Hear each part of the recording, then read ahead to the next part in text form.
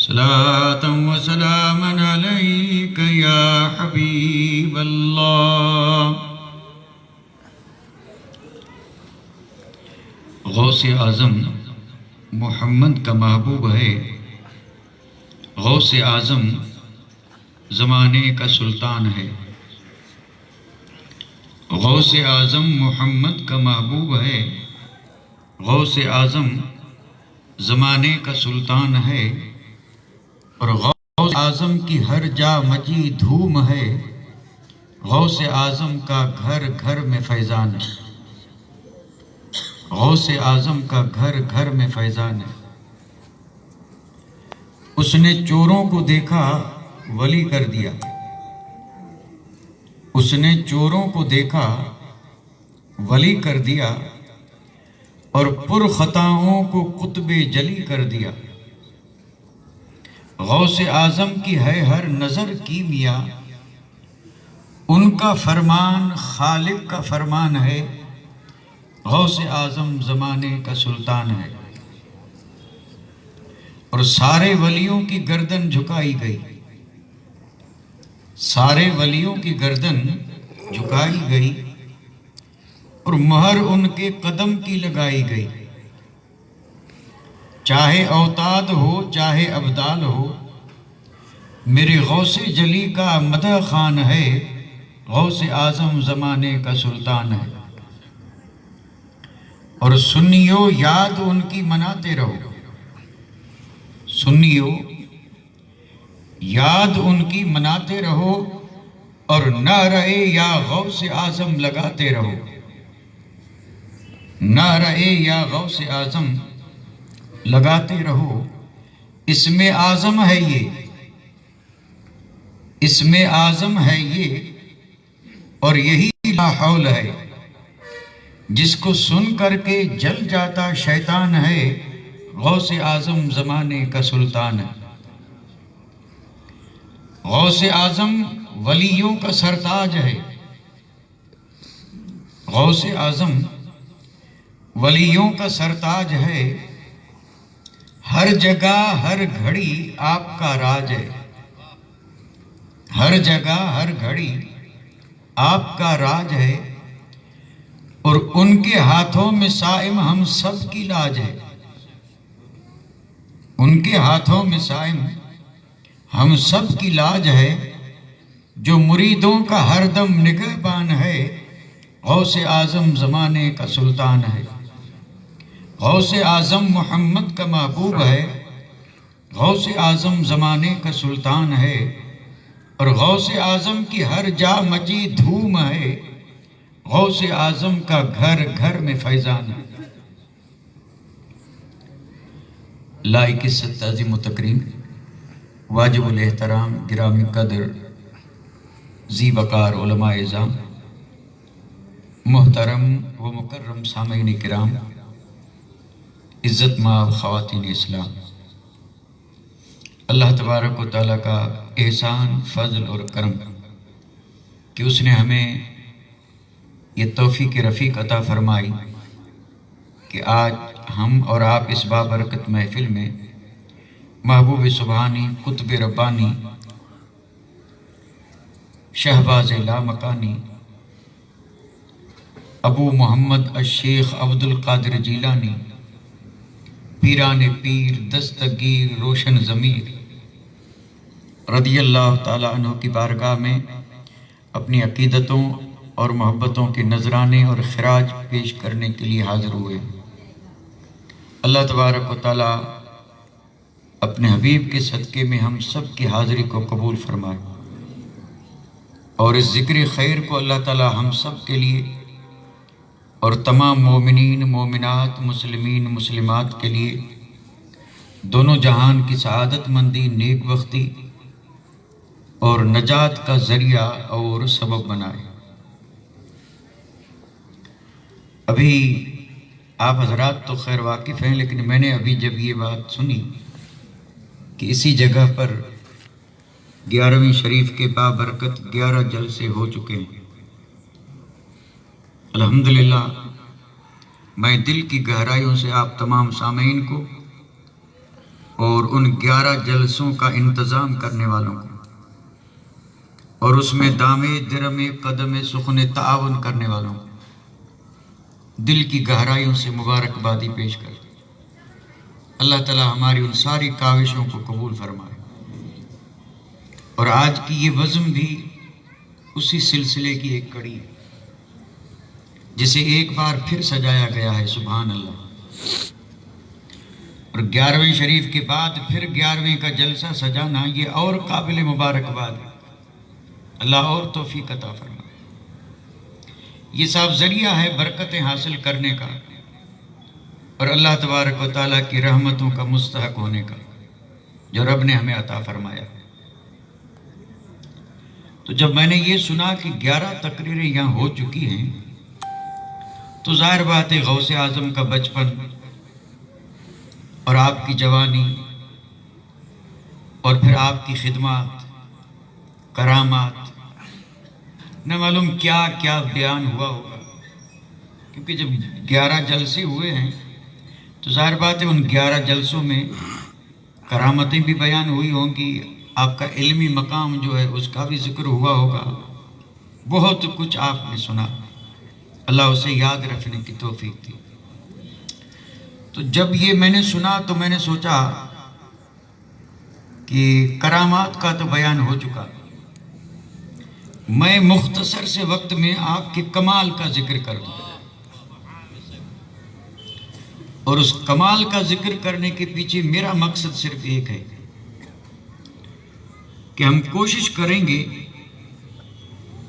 کہ جو غوثیت کبریٰ ہے یہ ہے کیا، یہ مقام غوثیت اور پھر غوثیت کبریٰ، اور یہ کمال کی بات ہے۔ تو اب ظاہر بات ہے اب یہ کوئی کرامت تو ہے نہیں کہ ذرا سی توجہ ہٹ جائے پھر بھی سمجھ میں آ جائے، ایسا تو ہے نہیں۔ یہ ایک بہت ہی وزنی اور بھاری بات ہے، اور اسے کما حقہ سمجھنے کے لیے توجہ درکار ہے۔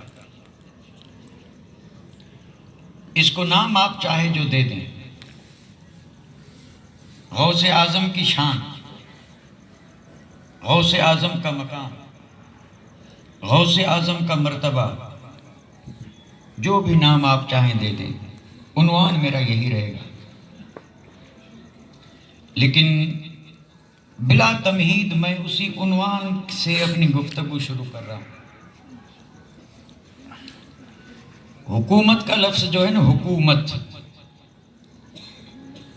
اور اگر حکومت سمجھ میں نہ آئے تو بادشاہی، ہر آدمی واقف ہے کہ حکومت کسے کہتے ہیں، کیونکہ آج کل پوری دنیا میں بے شمار حکومتیں ہیں اور طرح طرح کے حاکم ہیں۔ تو یہ جس کو ہم حکومت کہتے ہیں، اس حکومت کی قسمیں دو ہیں، حکومت ایک نہیں ہے، حکومتیں دو ہیں۔ ایک حکومت کو کہا جاتا ہے ظاہری حکومت، اور دوسری حکومت کا نام ہے باطنی حکومت۔ ظاہری حکومت سے مراد یہ ہے کہ جو دکھائی دے، نظر آئے، سمجھ سکیں، اور باطنی حکومت وہ ہے جو نہ تو دکھائی دے اور نہ ہر ایک کی سمجھ میں آ سکے۔ لیکن حکومتیں دو ہیں، ظاہری اور باطنی۔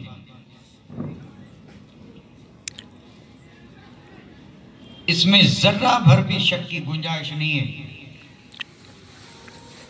اب یہ ظاہری حکومتیں، جیسے کہ ہمارے اس ملک میں ابھی اس وقت حکومت قائم ہے یا نہیں، حکومت ہے، حاکم ہے، اور یہ جو ہمارے پڑوسی ممالک ہیں ان پہ نظر دوڑائیں تو ہر ملک میں ایک حاکم ہے اور حکومت ہے، تو یہ ظاہری حکومت ہے۔ اسی طرح جیسے یہ حکومت چل رہی ہے، اسی طرح ایک باطنی حکومت ہے۔ میں اسی طرح اس لیے بول رہا ہوں کہ اگر میں پہلے اس حکومت کی وضاحت کروں کہ اس حکومت میں کتنے لوگ ہیں جو حکومت میں شریک ہیں، پھر کون کون سے عہدے ہیں، کون کون سے مرتبے ہیں، کون کون سی کرسیاں. تو یہ یعنی بہت وسیع ایک بحث ہو جائے گی. لیکن جیسے یہ ظاہری حکومت ہے اور اس میں جو کچھ لوگ ذمہ دار ہیں انہیں کہا جاتا ہے ارکان حکومت. آپ اس کو بھلے ممبر کا نام لیجیے، ممبر اور پارلیمنٹ، یہ ارکان ہیں. تو یہ ظاہری حکومت جیسے ہے ویسے ہی ایک باطنی حکومت ہے. اور پھر بنیادی بات ذہن میں رکھیں، وہ بنیادی بات یہ ہے کہ یہ ظاہری حکومت قائم ہی اسی باطنی حکومت کے بل بوتے پہ ہے. اگر وہ باطنی حکومت نہ ہو تو یہ ظاہری حکومتیں قائم رہ نہیں سکتی، چل بھی نہیں سکتی، اور یہ کسی بھی صورت میں منتظم ہو نہیں سکتی. یہ اسی باطنی حکومت کا فیض ہے کہ جس سے یہ حکومتیں قائم ہیں، باطن ہی پہ مدار ہے. اور اگر یہ بات سمجھ میں نہ آئے تو خود وجود پہ غور کر لیں، اپنے وجود پہ. ہمارا یہ جو وجود ہے اس کا ایک ظاہر ہے اور ایک باطن ہے.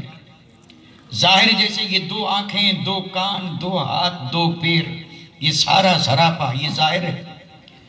اور اندر جو ہمارا ہے وہ اس کا باطن ہے. اور باطن میں جو چیز ہے وہ دل ہے، جان ہے. اگر جان نہ رہے تو یہ جسم سلامت رہے گا. تو جیسے جان نہ رہے جسم سلامت نہیں رہ سکتا، ویسے اگر باطنی حکومت نہ رہے تو یہ ظاہری حکومتیں بھی کچھ بھی نہیں ہیں. دار و مدار پورا اسی باطنی، یہ نظام قدرت ہے. یہ کسی کی من گھڑت بات نہیں، نظام قدرت ہے. رب نے بادشاہتیں اور حکومتیں 2 بنائی، ایک کا نام ظاہری حکومت اور ایک کا نام باطنی. اور یہ ظاہری جتنی حکومتیں ہیں ان سب کے قائم رہنے کا مدار اسی باطنی حکومت پہ. یہ ہے ایمان اور عقیدے کی بات. جو ہم ظاہری حکومتوں کو پوری دنیا میں جو بکھری پڑی ہیں، ان گنت بے شمار ممالک ہیں اور اس میں حکومتیں ہو رہی ہیں، یہ ظاہری ہے. اور ایک ہے باطنی. اور یہ جتنی بھی ظاہری حکومتیں اسی باطنی حکومت کی وجہ سے چل رہی ہیں. اور جب اسی کی وجہ سے چل رہی ہیں تو ماننا پڑے گا کہ اصل حاکم وہی ہیں، اصل حاکم وہی ہیں. اور اس کے لیے دلیل کے طور پہ ہمارے پاس تو جملہ موجود ہے، میرے خواجہ ہند کے راجہ. یہ کوئی من گھڑت بات ہے کیا؟ ہند پہ راج کس کا؟ کسی سے بھی پوچھیں تو کہیں گے ہند کے راجہ میرے خواجہ. کیوں کہہ رہے ہیں؟ یہ اسی بنیاد پہ کہہ رہے ہیں کہ وہ باطنی حکومت ہے اور یہ ظاہری ہے. اور یہ ظاہری حکومت جب تک وہ چاہیں تب تک چلے، اسی پہ مدار ہے باطنی حکومت. تو ایک ہے ظاہری حکومت اور ایک باطنی. اچھا پھر فرق سمجھیں کہ یہ ظاہری حکومتیں جو ہیں یہ ملک بٹتے گئے، سرحدیں بنتی گئی، اور یہ حکومتیں بھی تقسیم ہوتی رہی. اب ایک نہیں 1000 حکومتیں ہیں، بٹ گئی. جیسے ہمارا ملک پہلے ایک تھا، افغانستان سے لے کے چین تک، اب اس میں 3-4 ملک ہو گئے. تو جب ایک تھا تو راجہ ایک تھا اور اب 4. اسی طرح یہ ظاہری حکومتیں بٹ گئی، سرحدیں پڑ گئی. لیکن رب نے جو باطنی حکومت قائم کی، جب سے قائم ہوئی اور جب تک رب چاہے گا وہ حکومت ایک ہی ہے. وہ حکومت ایک ہی ہے اور ایک ہی رہے گی.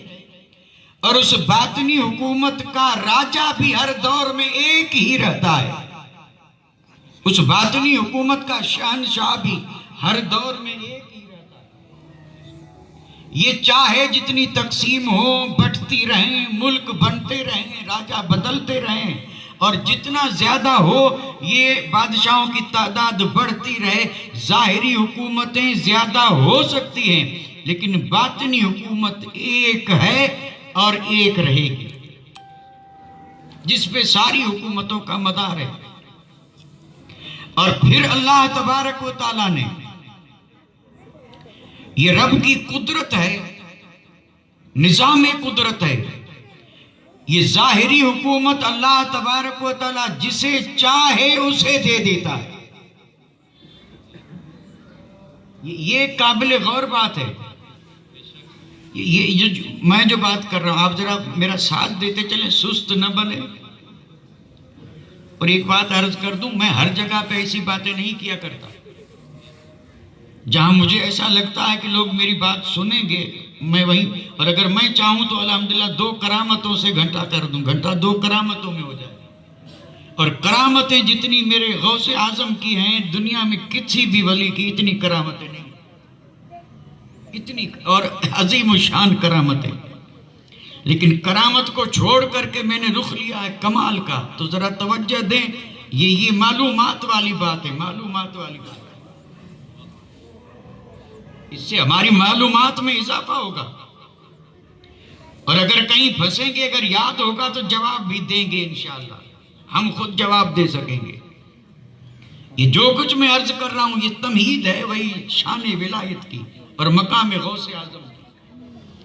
تو یہ ظاہری حکومتیں بچ گئی، باطنی ایک۔ اور ظاہری حکومت سنیے، یہ ظاہری حکومت جتنے بھی بادشاہ ہیں، چاہے اپنے اس ملک عزیز کا ہو یا پاکستان کا ہو یا افغانستان کا ہو یا ایران کا ہو، عراق کا ہو یا کہیں کا بھی ہو، یہ جتنے بھی ظاہری شہنشاہ بادشاہ ہیں، ان کو بادشاہی کس نے دی؟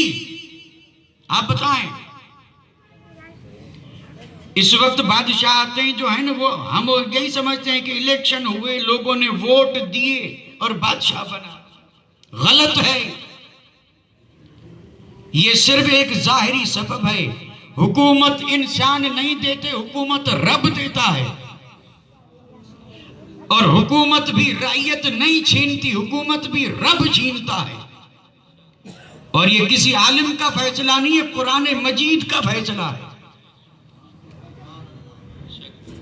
تؤتی الملک من تشاء تنزع الملک ممن تشاء تعز من تشاء تذل من تشاء مالک الملک، یہ رب کی شان ہے، وہ ملک کا مالک رب ہے۔ اور پھر جب رب ہے تو قرآن مجید میں رب نے فرمایا تؤتی الملک من تشاء، کہ میرے رب تو ہی ملک دیتا ہے جسے چاہتا ہے، اور تو ہی ملک چھینتا ہے جس سے چاہتا ہے۔ یہ 4 باتیں رب نے اپنے قبضہ قدرت میں رکھی ہیں: بادشاہی دینا، بادشاہی چھین لینا، عزت دینا اور عزت لے لینا۔ عزت بھی کسی کے ہاتھ میں نہیں، حکومت بھی کسی کے ہاتھ میں نہیں۔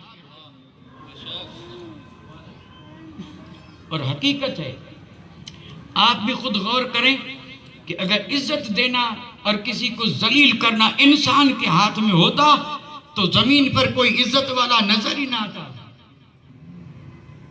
اس وقت جو معاشرے کا حال ہے اور اس دنیا کا جو ماحول ہے اسے مد نظر رکھتے ہوئے، اور اگر یہ حال ہوتا، رب اگر اس طرح قدرت سے فیصلہ فرما دیتا کہ انسان جسے چاہے عزت دیتے، انسان جسے چاہے ذلت دیتے، عزت اور ذلت اگر انسان کے ہاتھ میں ہوتی تو نتیجہ یہ نکلتا کہ پوری روئے زمین پر ڈھونڈنے سے بھی کوئی عزت والا نہ ملتا۔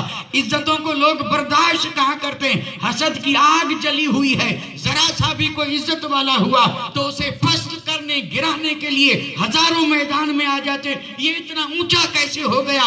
حسد اس لیے ہوتا ہے، عزت کسی کے ہاتھ میں نہیں، عزت بھی رب دیتا ہے اور ذلت بھی رب دیتا ہے، حکومت بھی رب دیتا ہے اور حکومت چھینتا بھی میرا رب۔ یہ آیت پڑھی ہے میں نے، حدیث بھی نہیں۔ تؤتی الملک من تشاء تنزع الملک ممن تشاء۔ رب، یہ ظاہری حکومت کی بات کر رہا ہوں ابھی، اور جب پوری ہوگی تو پھر باطنی پر بھی عرض کروں گا۔ یعنی حکومت رب دیکھا، یہ ظاہری حکومت ہے، جسے چاہتا ہے اسے کون دیتا ہے؟ رب۔ اور جب یہ بات سنی تو کچھ احباب کے ذہن میں یہ خیال ضرور آتا ہوگا اور آنا بھی چاہیے۔ جب یہ حقیقت ہے اور اس پہ ہمارا ایمان ہے کہ حکومت رب دیتا ہے، اس میں تو شک نہیں، شک کرے گا وہ گیا، اور گیا بھی سیدھا سیدھا ہٹ گیا جنت کے راستے سے جس نے شک کیا۔ قرآن ہے، اللہ کا کلام ہے، حکومت رب دیتا ہے۔ یہ سننے کے بعد کچھ احباب کے ذہن میں یہ سوال ضرور ابھرے گا کہ جب رب دیتا ہے تو ایسے کو کیوں دی؟ بھئی جب حکومت رب دے رہا ہے تو خیال تو آئے گا کہ جب رب ہی دے رہا ہے تو رب احکم الحاکمین ارحم الراحمین، ماں سے بھی 70 گنا زیادہ مہربان رب۔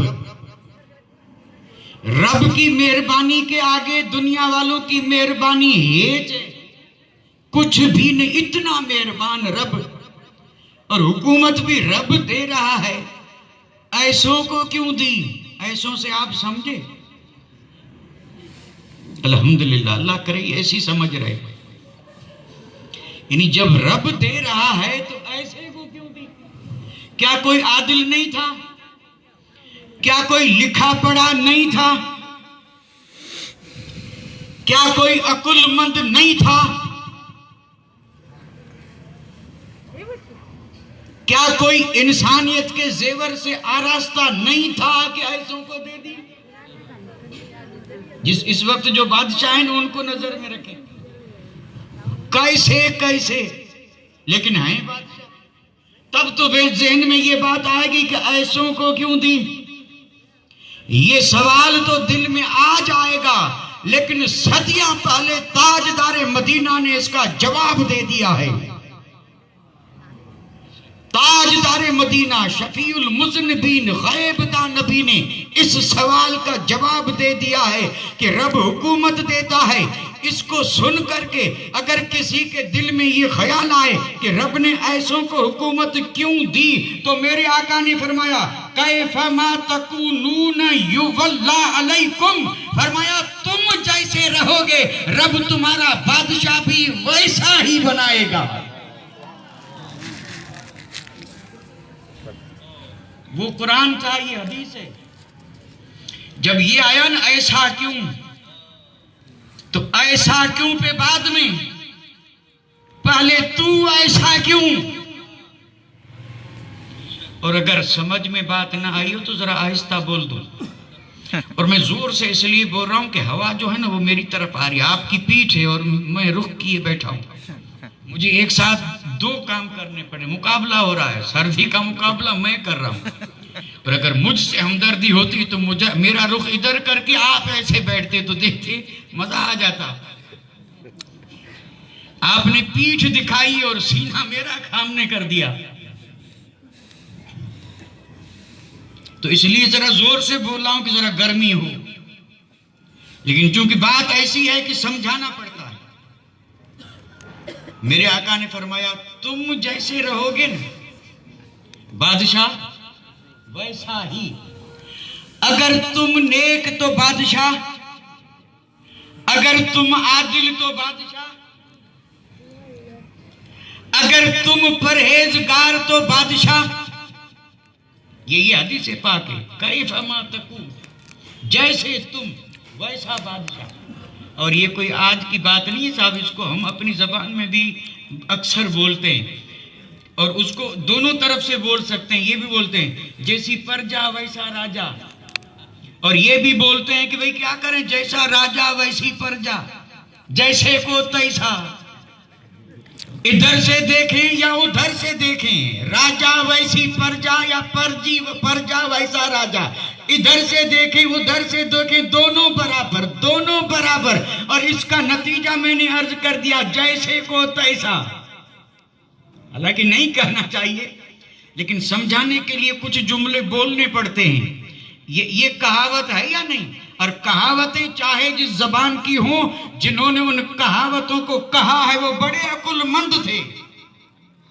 جیسے کو، تو اب اگر کوئی کہے کہ ایسا کیوں، راجا ایسا کیوں، تو جیسے کو ہوا فیصلہ یا نہیں؟ میرے آقا نے فرمایا جیسے تم رہو گے ویسی بادشاہی ہوگی۔ اب بھی اگر سمجھ میں نہ آئے تاریخی بات عرض کر دوں۔ حجاج بن یوسف کا نام تو سنا ہوگا، یہ خلیفہ تھا۔ حجاج بن یوسف گورنر، اسلامی حکومت میں گورنر، لیکن دنیا میں وہ ظالم کے نام سے مشہور ہے۔ حجاج بن یوسف جیسا کوئی ظالم نہیں تھا۔ اس نے ہزارہ علماء کو، ہزارہ اہل بیت کو بے گناہ قتل کر دیا، خون کی ندیاں بہا دی، اور کسی میں دم نہیں تھا کہ دم مارے، اور جس نے سر اٹھایا گیا، جس نے سر اٹھایا، اس پہ میں کچھ بھی نہیں بولوں گا۔ یہ صرف اس دور میں نہیں تھا، آج بھی ہے۔ کئی حکومتیں ایسی ہیں ظالم، جو بھی حکومت کے خلاف آواز اٹھائے، رات کو آواز اٹھائی، صبح کو پتہ چلا نہ رہا، غائب۔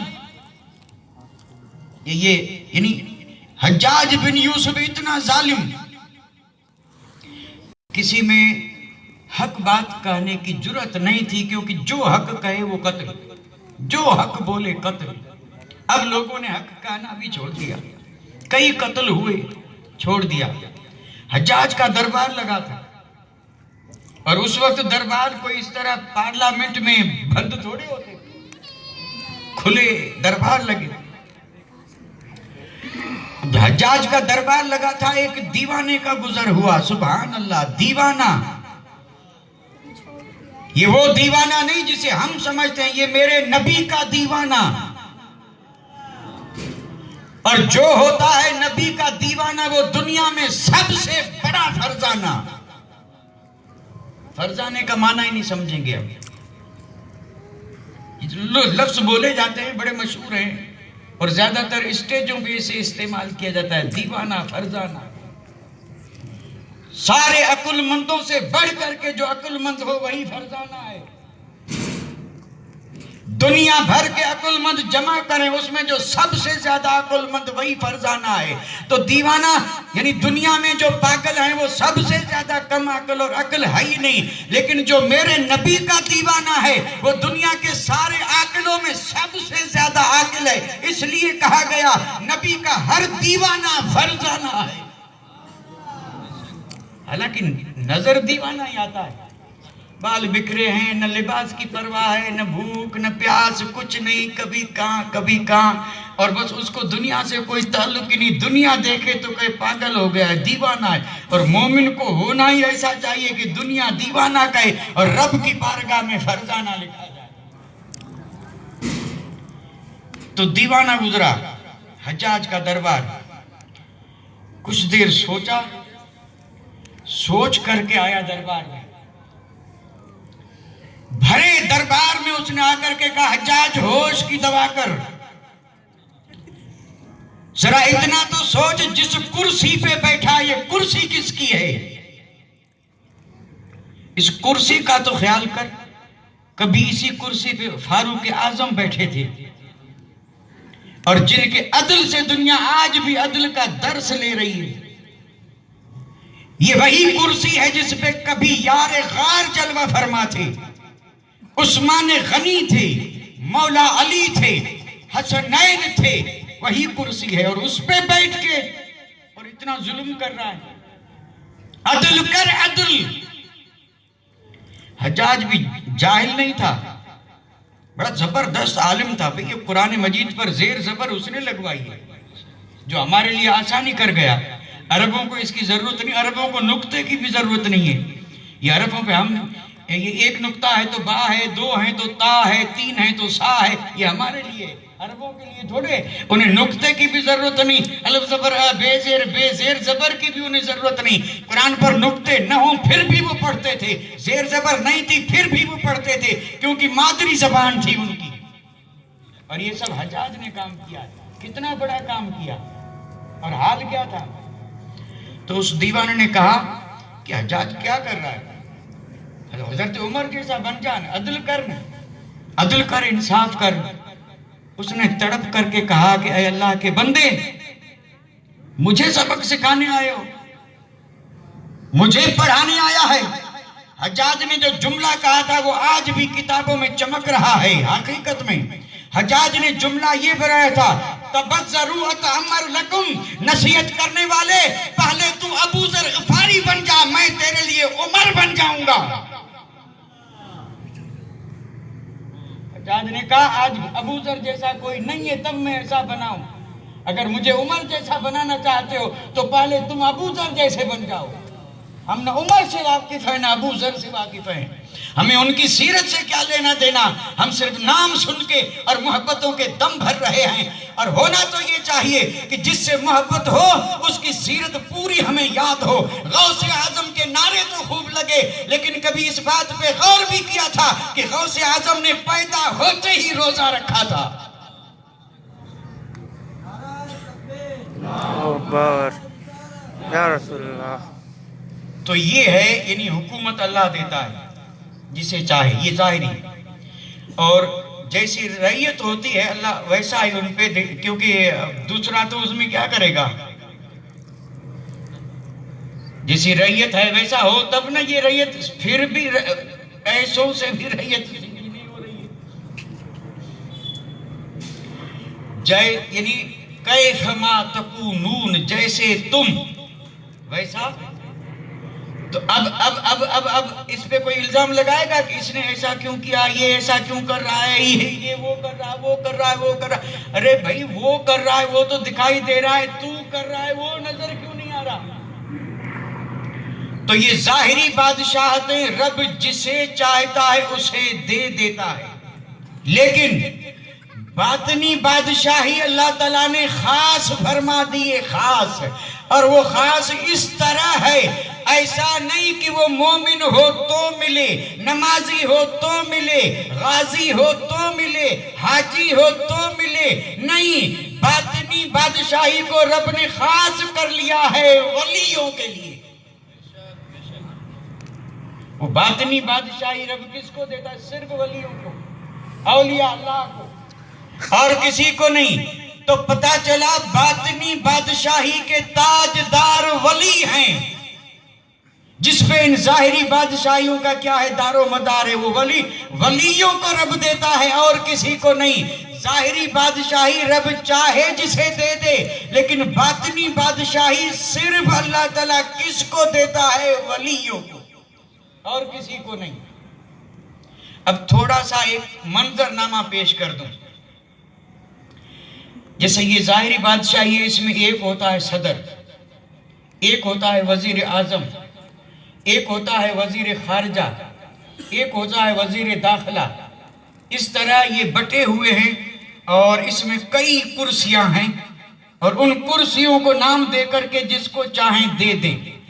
اب اس کے جو اس وقت موجودہ دور میں نام ہیں وہ جدا جدا ہیں، یعنی ایک ہے وہ جس کو کہیں گے وزیر مالیات، خزانہ جس کے ہاتھ میں، وزیر پریاورن، وزیر خنیج، اور کئی وزیر ہیں، نام لیے جائیں۔ ایک حکومت میں کئی کرسیاں ہیں، اور ان کرسیوں پر جو بیٹھے وہ ہوئے ارکان، جسے کہا جاتا ہے ارکان دولت، یہ ظاہری حکومت ہے۔ اسی طرح یہ باطنی حکومت جو رب نے قائم فرمائی، اس میں بھی اللہ تبارک و تعالیٰ نے کرسیاں رکھی ہیں، لیکن ان کرسیوں کو رب نے متعین فرما دیا، وہ گھٹتی نہیں بڑھتی نہیں۔ یہاں گھٹتی بڑھتی رہتی ہے نا، یہاں جب جھگڑا ہوتا ہے تو کیا کرتے ہیں، ایک کرسی کو دو کر کے دو کو راضی کر دیتے ہیں، کام وہی ہے۔ اور اگر بچ جائے تو ایک آدمی سب کو اپنے پاس رکھ لیتا ہے، اس کا وزیر بھی یہی، اس کا بھی، اس کا بھی، سب کا ایک بن جاتا ہے۔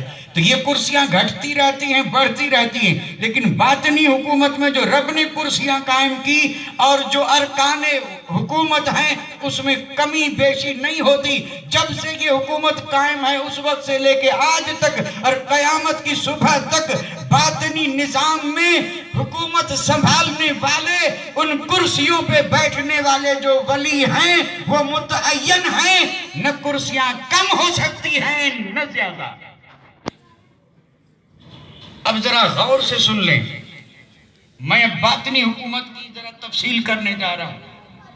یہ باطنی حکومت جو ہے، اس میں جو رب نے کرسیاں عہدے رکھے، اس میں سب سے جو اوپر کرسی ہے وہ ہے ایک، سب سے اوپر ایک کرسی۔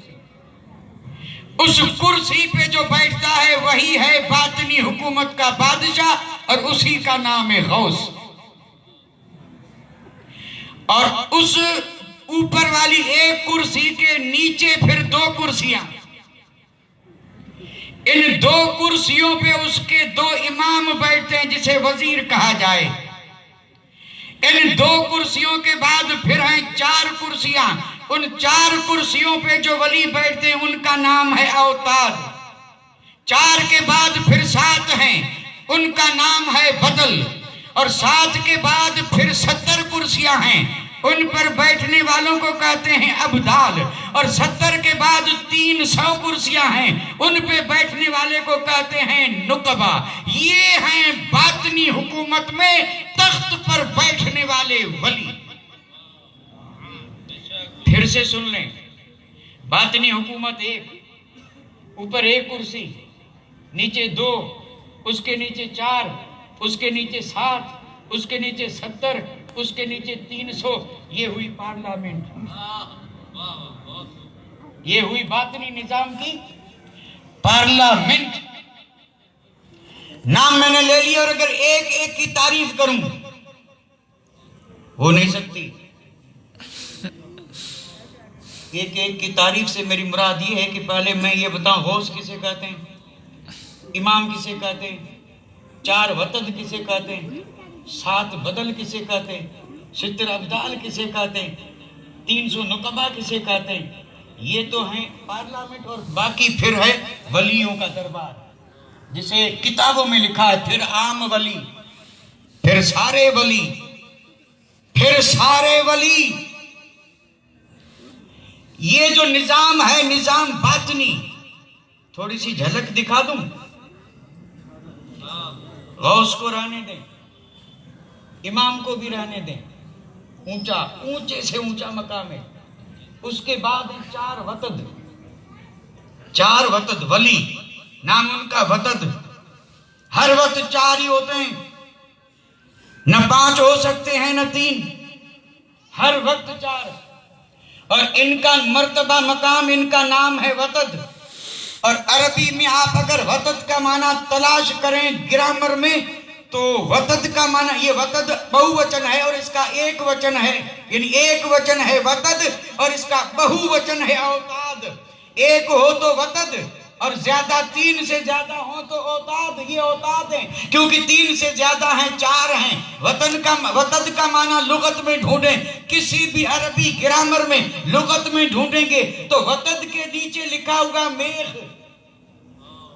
یہ جو میخ لگاتے ہیں نا، میخ کبھی دیوار میں کبھی لکڑی میں، 2 لکڑی کو جوائنٹ کر کے اس میں میخیں لگاتے ہیں کہ نہیں، عربی میں اس کو وتد کہتے ہیں۔ یہ 4 ولی ہیں اور انہیں کہا گیا وتد۔ وتد کیوں کہا گیا؟ اس کی بنیادی وجہ یہ بتائی گئی حدیث پاک میں کہ یہ 4 ہیں، زمین کے کونے بھی 4 ہیں، اور یہ چاروں زمین کے چاروں کونے پہ رہتے ہیں، ایک اتر، ایک دکھن، ایک پورب، ایک پچھم۔ اور اس طرح ہے کہ جیسے چوکور چادر بچھا دی گئی اور اس کے چاروں کونوں پہ میخ لگا دی گئی۔ اب یہ چادر ہوا سے اڑ نہیں سکتی، یہ زمین ہلتی کیوں نہیں؟ اس لیے کہ چاروں وتد میخ بنے بیٹھے ہیں۔ اور اگر یہ 4 نہ ہو تو زمین ہر وقت ہلتی رہے، کیونکہ پانی پہ ہے، پانی پہ ہے، ہلتی کیوں نہیں؟ رب نے 4 ایسے ولی بنائے ہیں کہ جن کو درجہ دیا ہے اتنا بلند کہ وہ چاروں کونوں پہ بیٹھ کے اور پوری زمین کو سنبھالے ہوئے ہیں۔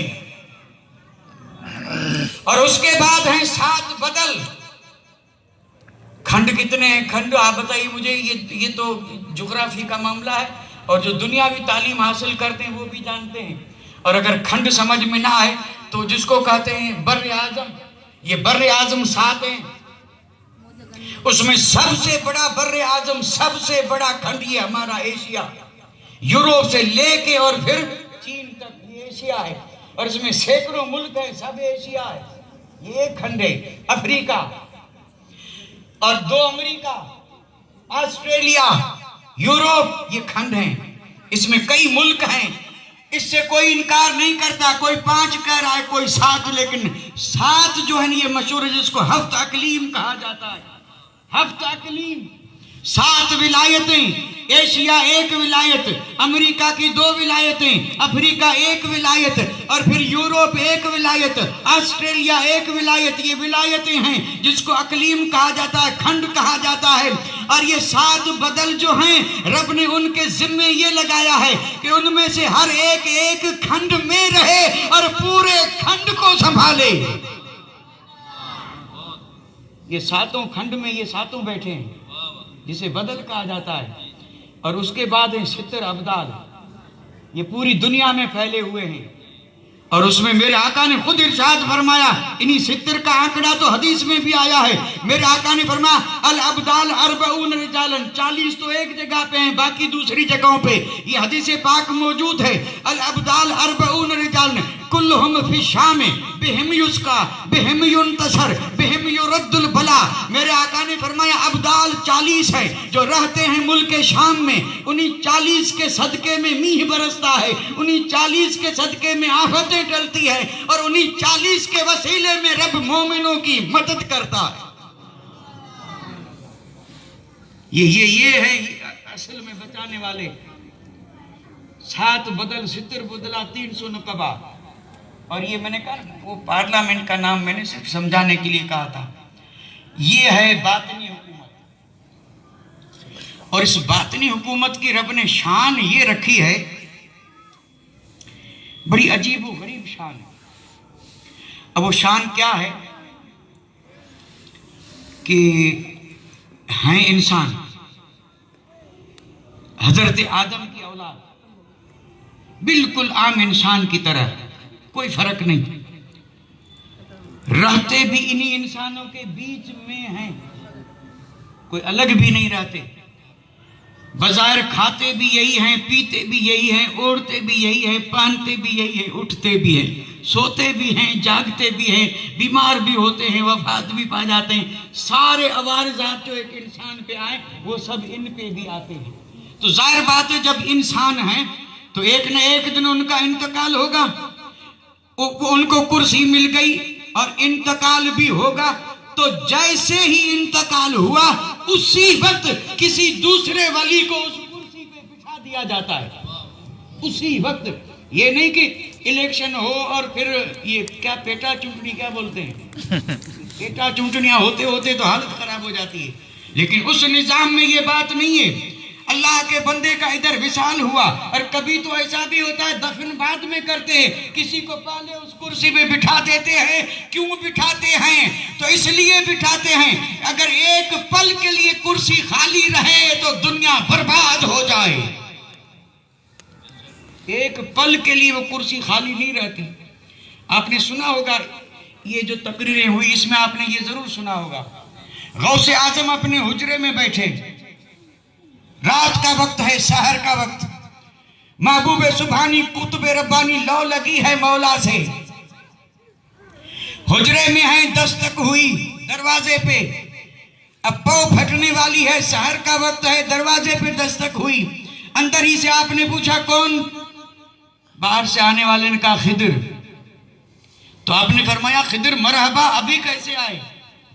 تو حضرت خضر نے کہا وہ فلاں علاقے کے ابدال کا ارسال ہو گیا ہے اور میں وہ ابدال لینے آیا ہوں، یعنی فلاں علاقے کا ابھی انتقال ہو گیا اور میں آیا ہوں ابدال لینے، دیجئے۔ تو غوث اعظم نے فرمایا کہ خضر ذرا صبر کر، ابھی سورج نکلے گا، اور جب نکلا تو دربار میں ابدالوں کی کمی نہیں ہوگی۔ میرا جب دربار لگے گا، ان کا دربار تو بھئی 70,000 ہوتا تھا مجمع، اور 70,000 میں کتنے ولی کتنے ابدال اللہ بہتر جانے، اور نہ ہوتے تو نگاہ سے بنا دیتے تھے۔ آپ نے فرمایا خضر ذرا یعنی صبر کرو، صبح یعنی میں حجرے سے نکل کے دربار جب لگے گا تو ابدال دے دوں گا۔ اب سنیے حضرت خضر نے جواب میں عرض کیا، آقا مجھے اس پہ کوئی اعتراض نہیں ہے، لیکن اس وقت سے لے کے صبح تک اس بیچ میں اگر وہ علاقہ برباد ہوا ذمہ داری کس کی؟ یعنی وہ کرسی خالی رہ نہیں سکتی، اگر رہے تو بربادی کا خدشہ۔ یہ حضرت خضر کہہ رہے ہیں، میں نہیں کہہ رہا ہوں، کوئی اولیاء کا دیوانہ نہیں کہہ رہا ہے۔ حضرت خضر محبوب سبحانی سے کہہ رہے کہ آپ صبح کا وعدہ کرتے ہیں، ابھی گھنٹہ 1.5 گھنٹہ دیر ہے، کوئی حرج نہیں، 2 گھنٹے 4 گھنٹے کے بعد بھی مل جائے تو سبحان اللہ۔ کوئی ڈھونڈنے تھوڑے جانا تھا، لیکن حضرت خضر نے کہا اتنے عرصے میں اگر وہ ملک برباد ہوا تو ذمہ داری کس کی؟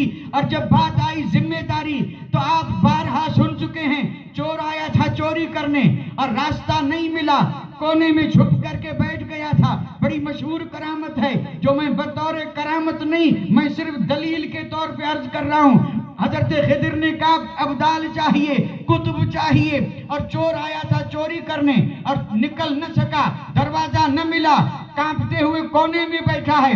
اور جب حضرت خضر نے کہا ابھی ابھی چاہیے، ابھی ابھی، آپ اٹھے، دروازہ کھولا اور حضرت خضر سے کہا کونے میں بیٹھا ہے، لے کے کرسی پہ بٹھا دے۔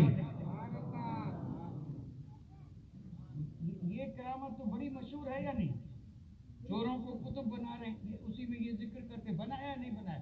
حضرت خضر نے جب کہا نا کہ صبح تک، میں اس بات کو یہاں اس لیے عرض کر رہا ہوں کہ وہ کرسی خالی نہیں رہ سکتی، نہیں، اگر رہے تو ملک میں افراتفری ہو جائے، سارا نظام گڑبڑ ہو جائے اور نہ معلوم کیا کیا ہو جائے۔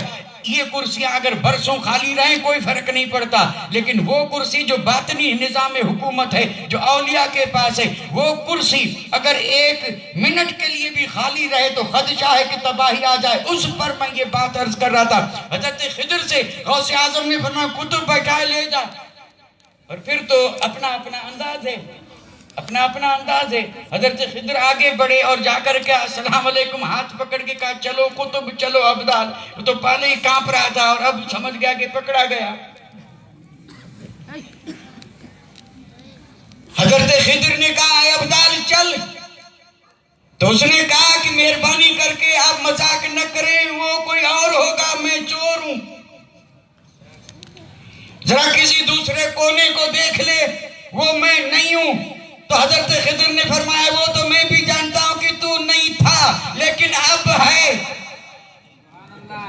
تو بات کر رہا ہے اس کی جب آیا تھا، اور میں بات کر رہا ہوں جب نکل رہا ہے، اور تیری نگاہ چوری پہ ہے، میری نگاہ اس قول پہ ہے، نگاہ ولی میں وہ تاثیر دے گی، بدلتے ہزاروں کی تقدیر دے گی۔ یہ تو ایک ہے، اگر اس میں ہزاروں بھی ہوتے تو پھر چور آئے تھے کتب بن کے نکلتے۔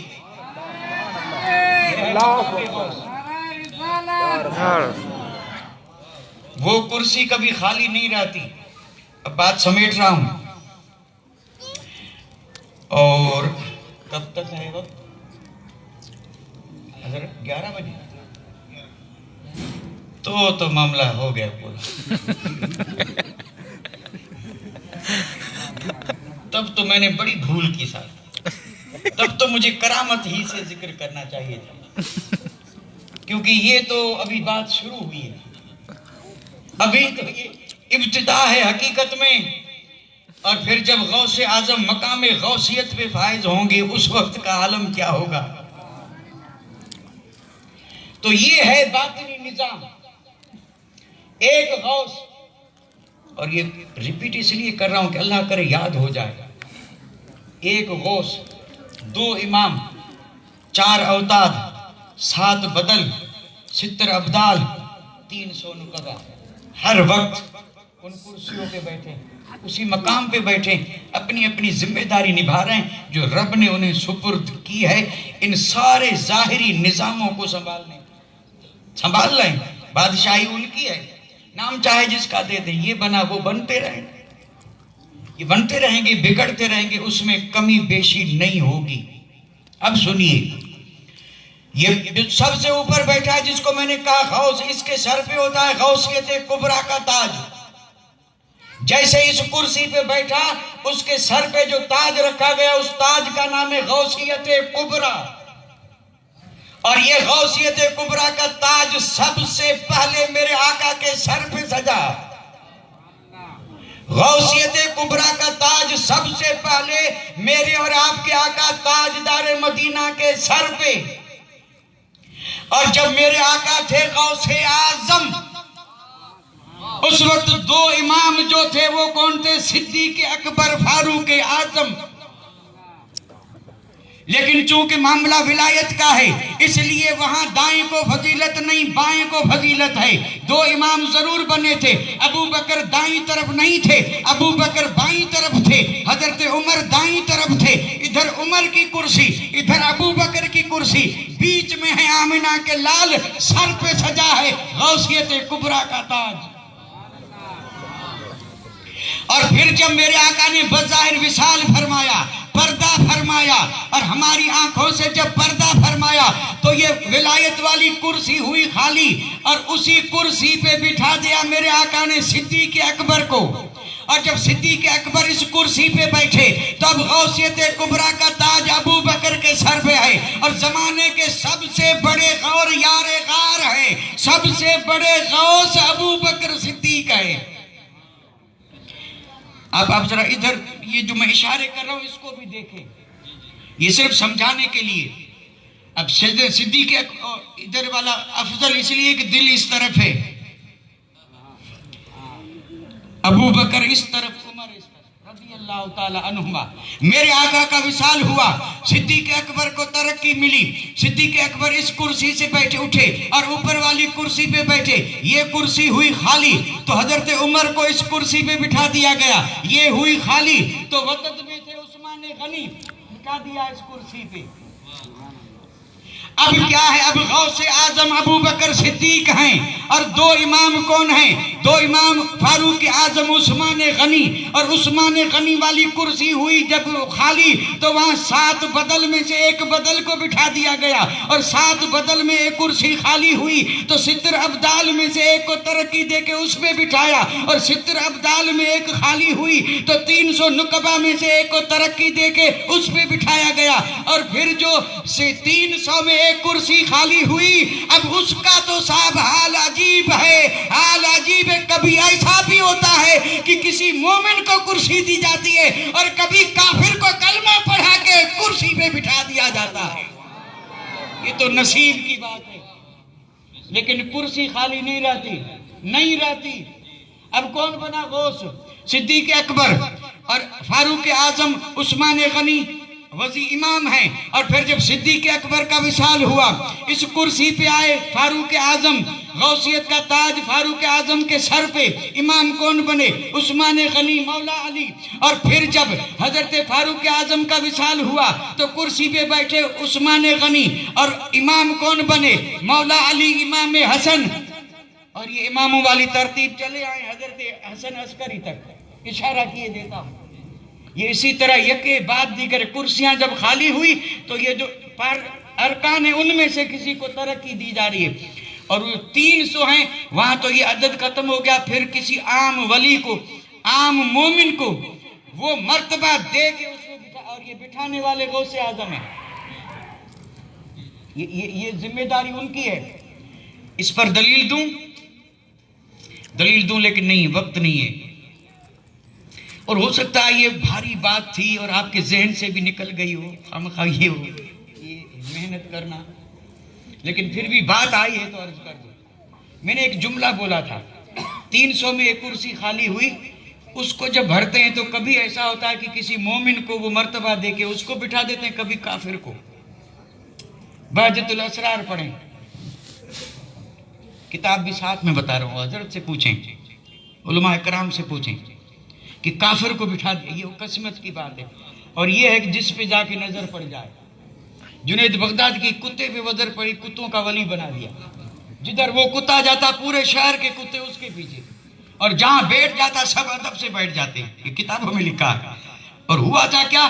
جنید تھے ولایت کے جوش میں، نظر اٹھی سیدھی پڑی کتے پہ، اور نظر کیوں پڑی؟ وہ کتا بھی ایسا تھا جہاں محفل ہوتی وہاں آ جاتا، یہ حقیقت میں لکھا ہے۔ اور اس میں اگر کسی کو یہ ہو کہ کتوں کی بات کر رہے ہیں تو میں کیا کر رہا ہوں؟ اصحاب کہف کے کتے کی بات تو قرآن میں ہے، وہ کسی بادشاہ کا کتا تھوڑے تھا۔ سگے اصحاب کہف روزے چند پئے نیکاں گرفت مردم شد، اور قرآن مجید میں اس کا پورا بیان قلبہ باسطن ذراعہ بالوسید، وفادار ایسا تھا، نہ بھوک کی پرواہ نہ پیاس کی، اصحاب کہف غار میں سوئے ہیں اور کتا دروازے پہ پہرا دے رہا ہے، تو رب نے کرم فرمایا، جو فیوز و برکات ان پہ اترتے تھے اس میں سے حصہ اس کو بھی ملتا تھا۔ قیامت کے دن کتا انسان ہو کے جنت میں جائے گا، اور یہ قرآن کا واقعہ ہے، اس میں کوئی شک نہیں۔ جنید بغدادی کے دور میں بھی یہ واقعہ اسی طرح تھا۔ خیر، میں بڑے اختصار سے عرض کر دوں، بڑی زبردست کرامت ہے 1 گھنٹے کی۔ غوث اعظم کے ایک مرید کا بیان ہے، رات کا پچھلا پہر غوث اعظم اپنے حجرے میں مدرسے میں، اچانک غوث اعظم کے حجرے کا دروازہ کھلا تو میں سمجھا غوث اعظم کو کوئی حاجت پیش آئی۔ میں نے لوٹا پانی کا اٹھایا اور میں غوث کے پیچھے۔ اب یہ مرید کہتے ہیں کہ جب مدرسے کے گیٹ کے پاس گئے تو مجھے حیرت ہوئی، آپ نے نہ ہاتھ بڑھایا، نہ کنڈی کھولی، نہ تالا، بس گئے، تالا بھی کھل گیا، کنڈی بھی کھل گئی، دروازہ بھی کھل گیا، آپ نکل گئے۔ اب یہ مرید کہہ رہا ہے مجھے حیرت ہوئی کہ معاملہ تو کچھ گڑبڑ ہے۔ اب یہ کہتے ہیں کہ بغداد کے بازار میں سے گزرتے گئے غوث اعظم شاہی گیٹ آیا جو راتوں کو بند کر دیا جاتا تھا، بڑے وزنی تالے لگتے تھے۔ مرید نے کہا غوث اعظم جب وہاں پہنچے، چابی کی ضرورت پیش نہیں آئی، تالا بھی کھلا، کنڈی بھی کھلی، دروازہ بھی کھلا، غوث نکلا۔ اس مرید نے کہا میں بھی پیچھے نکلا، لوٹا ہاتھ میں ہے، اب کروں کیا؟ اب غوث اعظم نے صرف 1 قدم اٹھایا، دوسرے شہر کی 4 دیواری نظر آئی، بڑا گیٹ نظر آیا، میں وہاں بھی پہنچ گیا۔ اب ساتھ ساتھ وہ دروازہ کھلا، غوث اعظم اسی شہر کے بازار میں سے گزرتے ایک حویلی نما مکان کے دروازے پہ گئے، وہ دروازہ بھی کھلا اور میں پیچھے اس گھر میں داخل ہوا۔ اندر گیا تو کیا دیکھا کہ 6 آدمی بیٹھے ہیں اور اندر حجرے میں کوئی رو رہا ہے۔ مجھے کچھ سمجھ میں نہیں آیا کہ یہ کیا ہو رہا ہے۔ غوث اعظم جا کے وہ جو 6 بیٹھے تھے ان کے ساتھ بیٹھ گئے اور اس نے کہا میں ایک ستون کے پیچھے چھپ گیا، سمجھ میں کچھ نہیں آ رہا تھا۔ یہ 6 بیٹھے ہیں، انہوں نے سلام کا جواب دیا، غوث اعظم بیٹھ گئے۔ اس حجرے میں رونے کی آواز آ رہی ہے، ہو کیا رہا ہے؟ وہ کہتے ہیں کہ میں ابھی اسی ششو پنج میں تھا کہ پیچھے سے ایک اور آیا، بڑی نورانی شکل والا آیا، اس نے سلام ضرور کیا، نہ غوث اعظم کے پاس آیا نہ ان 6 کے پاس آیا۔ جس کمرے سے رونے کی آواز آ رہی تھی سیدھا ادھر گیا۔ اس کا جانا تھا کہ رونے کی آواز بند ہوئی، جیسے ہی بند ہوئی تو اس حجرے سے جب وہ نکلا تو اس کے ہاتھوں میں لاش تھی۔ وہ لاش اٹھا کر کے اس نے رکھی غوث اعظم کے سامنے۔ جیسے ہی غوث اعظم کے سامنے وہ لاش رکھی، اللہ اکبر، اندازہ کریں اس لاش کا رکھنا تھا کہ غوثیت کبریٰ کو آیا جلال۔ غوث اعظم نے وہ غوثیت والا ہاتھ لہرایا، ہاتھ اٹھا کر کے جو اشارہ کیا تو مرید کہتا ہے کہ اسی وقت ایک آدمی آ کر کے ادب سے بیٹھا، بال بڑے تھے، بڑے لمبے بال تھے، اور جب وہ سامنے آ کر کے بیٹھا تو غوث اعظم نے کہا بال کم کرو، مونچھیں تراش کر کے سنت کے برابر کرو، داڑھی کو کم کرو، جلدی کرو۔ اور جب یہ کیا گیا ایک نظر ڈالی اور وہ 6 جو بیٹھے تھے ان سے کہا لے جاؤ۔ اب وہ تو لے کے چلے گئے، وہ 6 اس کو لے کے چلے گئے، اب کون بچا؟ غوث اعظم اور مرید اس ستون کے پیچھے۔ غوث اعظم جب وہ کام کر کے وہاں سے روانہ ہوئے تو مرید نے سوچا اب اگر ذرا سی بھی پیچھے چلنے میں دیر کی تو رہ جاؤں گا، پتہ نہیں کون سا شہر کہاں کا شہر ہے۔ اس لیے سوچنے لگا، سوچنا بعد میں، کیونکہ میں نہیں آیا ہوں کسی کے قدم سے آیا ہوں۔ جو پیچھے ہوتے ہیں نا تو لجپال چھوڑتے نہیں، جہاں وہ وہاں یہ، دروازے اس کے لیے نہیں کھلے تھے لیکن جا وہ بھی رہا ہے، اور یہ مسافتیں اس کے لیے نہیں سمٹی تھی لیکن جو آگے جا رہا تھا اس کے لیے سمٹی تو اس کے لیے بھی سمٹ گئی۔ اب اس نے دیکھا کہ غوث اعظم پھر نکلے اور جب آئے دروازے پہ، دروازہ کھلا پھر بند ہوا، تالا لگا، شاہی گیٹ پہ پہنچے، شاہی گیٹ کھلا پھر بند ہوا، پھر تالا لگا، ایک قدم اٹھایا، آ گیا بغداد، مجھے بڑی خوشی ہوئی کہ پہنچ گیا۔ اور پھر بغداد کا شاہی دروازہ کھلا، میں داخل ہوا، پیچھے مڑ کے دیکھا تو شاہی گیٹ بند اور کنڈی بھی لگ گئی، تالا بھی لگ گیا۔ غوث اعظم جلدی جلدی اپنے مدرسے میں آئے، میں بھی آیا، چونکہ اب میری منزل آ گئی تھی۔ مدرسے میں جب آیا تو میں رک گیا، غوث اعظم چلے گئے اپنے حجرے میں۔ اب رات کیسے بیتے، دم زدن میں یہ کیا ہوا، تڑپتا رہا، بے قراری بڑھتی گئی۔ صبح جب غوث اعظم کا دربار لگا اور ادھر ادھر سے دیوانے جب آ کر کے بیٹھے تو یہ مرید بھی بیٹھا ہے، لیکن ٹک ٹکی باندھے غوث اعظم کے چہرے کو تک رہا ہے۔ دل میں بار بار یہ خیال آتا ہے کہ پوچھوں، لیکن ہمت نہیں ہو رہی ہے۔ قربان جاؤں غوث اعظم کی اس نکاح پہ نظر جب اس پہ گئی تو کہا بیٹا الجھے کیوں ہو، پوچھ لو۔ تو اس نے عرض کیا کہ یہ جو رات کو ہوا یہ ہوا کیا تھا؟ آپ گئے کہاں تھے؟ چھا بیٹھے تھے وہ کون تھے؟ رونے کی آواز آ رہی تھی وہ کون تھا؟ بعد میں آیا وہ کون تھا؟ اور پھر یہ جو لمبے بال والا آیا، بال کٹے گئے اور پھر چھا کو دے کے فرمایا وہ کون تھا؟ یہ میں دلیل سے بات کر رہا ہوں۔ غوث اعظم نے فرمایا سن، جب تو پوچھ رہا ہے، تو میرے پیچھے چلا تھا، ادب سے چلا تھا، اس لیے میں نے تجھے لوٹایا نہیں۔ یہ نہیں کہ مجھے خبر نہیں تھی، میں سب جان رہا تھا، لیکن تو پیچھے چلا، تو کہ سچا تھا، خدمت کے ارادے سے چلا تھا۔ ہم خادموں کو محروم نہیں کرتے۔ اب سن، بغداد سے نکل کر کے ہم جہاں گئے تھے وہ ایران کا شہر نہاوند تھا، اور جس حویلی میں ہم گئے تھے اس حویلی میں 7 بدل تھے، 7 بدل جو 7 کھنڈ میں رہتے ہیں۔ اس کھنڈ والے بدل کا انتقال ہو رہا تھا، یہ 6 یہاں بیٹھے تھے، جس کا انتقال ہو رہا تھا وہ حجرے میں تھا، رونے کی آواز اسی کی آ رہی تھی۔ اور پھر جو آیا وہ حضرت خضر تھے، اور خضر کا آنا تھا کہ اس کی روح نکل گئی، خضر اسے لے کر کے آئے اور کہا غوث اعظم بدل سب یہاں بیٹھے ہیں، ہر ولایت کا بدل یہاں بیٹھا ہے، اس کا آخری وقت تھا، انسان تھا، روح نکل گئی اور یہ ان کا 7واں تھا۔ اب بنائیے دیجئے 7واں کہ جلدی اپنی ڈیوٹی پہ پہنچے۔ تو غوث اعظم نے کہا، فرمایا کہ بس جلد بازی میں میری نگاہ اٹھی، قسطنطنیہ کے مجوسی پہ پڑی، اور یہ اعلیٰ حضرت نے لکھا ہے، یہ جو میں عرض کر رہا ہوں یہ اعلیٰ حضرت عظیم البرکت نے لکھا ہے۔ اور اگر کتاب دیکھنا چاہیں تو ملفوظات شریف میں اعلیٰ حضرت نے لکھا ہے۔ غوث اعظم نے فرمایا میں نے اشارہ کیا اور میری نظر جا کے پڑی قسطنطنیہ کے مجوسی پہ، وہاں سے اٹھایا، سامنے بٹھایا، بال کٹوائے، کلمہ پڑھایا، ولی بنایا، کتب بنایا، بٹل بنایا، اور چھا سے کہا لے جاؤ اور جاؤ اپنی ڈیوٹی پہ۔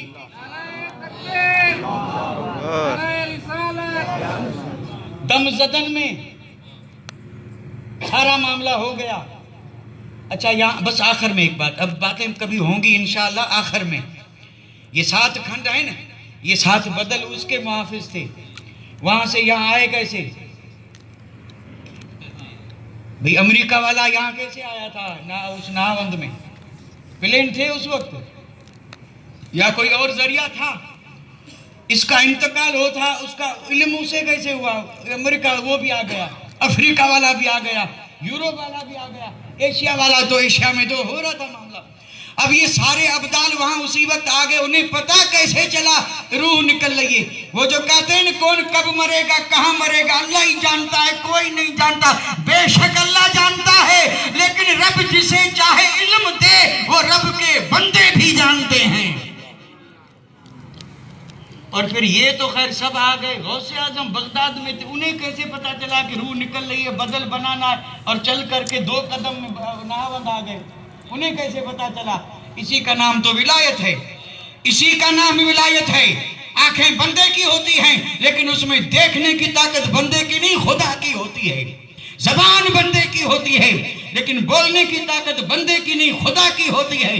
مولانا روم سے پوچھیں جو ارشاد فرماتے ہیں گفتہ اللہ بود گرچ از حلقو میں عبداللہ بود وما علینا الا البلاغ وآخر دعوانا ان الحمدللہ رب العالمین۔